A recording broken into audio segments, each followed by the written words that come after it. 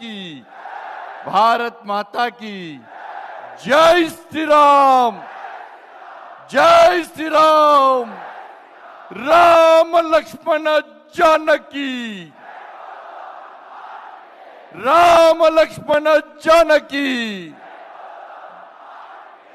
ఎందుకంటే రాముని పేరు చెప్తేనే కాంగ్రెస్ వాళ్ళకు బీఆర్ఎస్ వాళ్ళు గజగజ పడుతున్నారు. వాళ్ళు భారతీయ జనతా పార్టీలు రాముని పేరు చెప్పుకొని వస్తున్నారట, ఓట్లు వేయద్దట.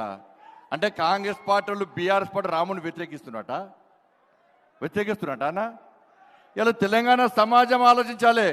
భారతీయ జనతా పార్టీ పక్కా బరాబర్ రాముని గుడి కట్టిన పార్టీ. ఈ దేశంలోని ప్రతి హిందువు భాగస్వామ్యంతో భవ్యమైన దివ్యమైన రామ మందిరాన్ని నిర్మించిన పార్టీ భారతీయ జనతా పార్టీ. బరాబర్ రాముని పేరు చెప్పుకొని వస్తాం.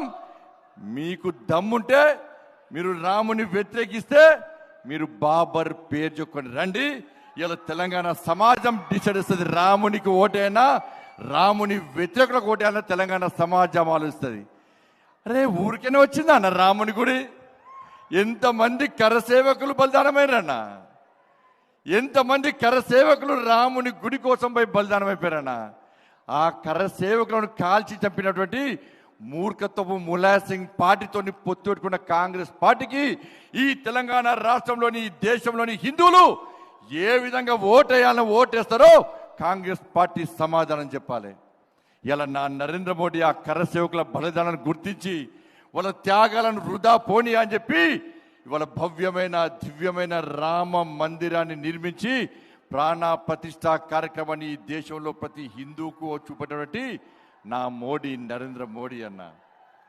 దయచేసి ఆలోచించండి. ఇలా